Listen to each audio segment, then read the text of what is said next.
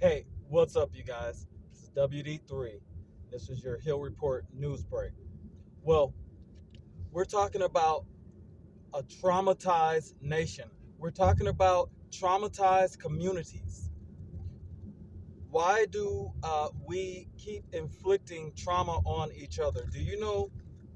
I remember uh, times vividly as a child, and I'm an older guy, of seeing police interactions with family members or police interactions in the community. You don't forget those things. We're traumatizing each other when we allow emergency situations to hit so close to home, when we don't take care of one another, when we don't be mindful of the things that we need to do to build a community, when we seek out to harm one another. That's when uh, we start to experience trauma. That's when PTSD, post traumatic stress disorder, comes into play. That's when irregular behavior, that's when busted relationships, that's when undue conflict becomes a big problem in our communities.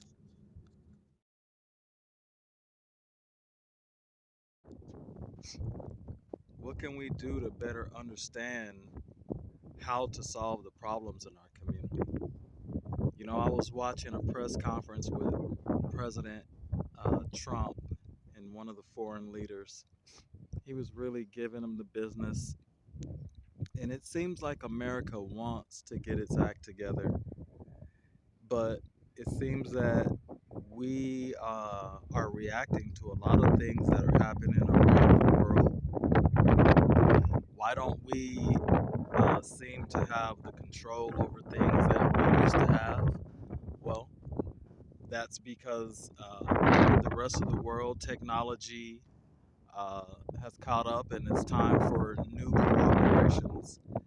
It's time for new partnerships. It's time to bury old hatchets. It's a lot of resources in this world, and we could all be abundant. But there's a certain amount of cooperation that has to be present for that to happen.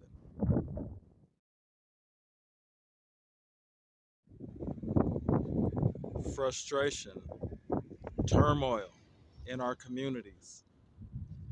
Folks are suffering from poverty, alcoholism, drug abuse.